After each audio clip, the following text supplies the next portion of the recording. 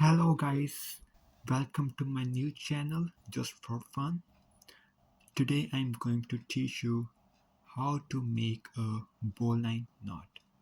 So let's get started.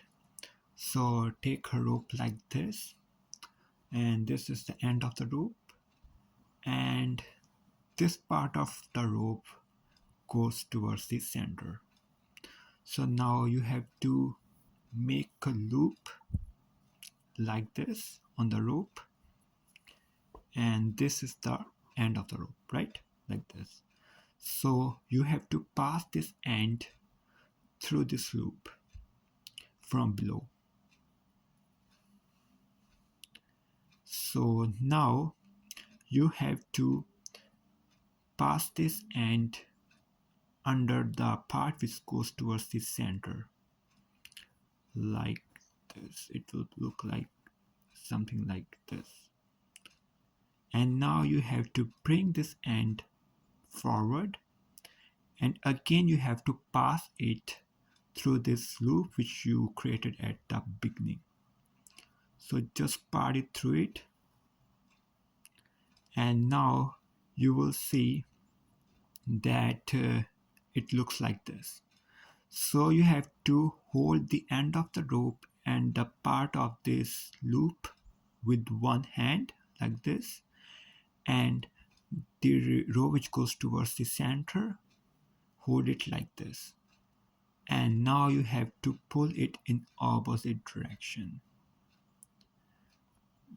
by holding the both sides of the rope firmly like this.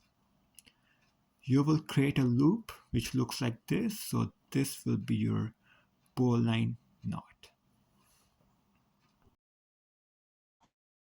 So there are many forms of bowline knots which I cover in the future videos. So stay tuned. So let's talk about the advantages and disadvantages of bowline knot. So when we talk about the advantages, it's a very secure if you keep it under load.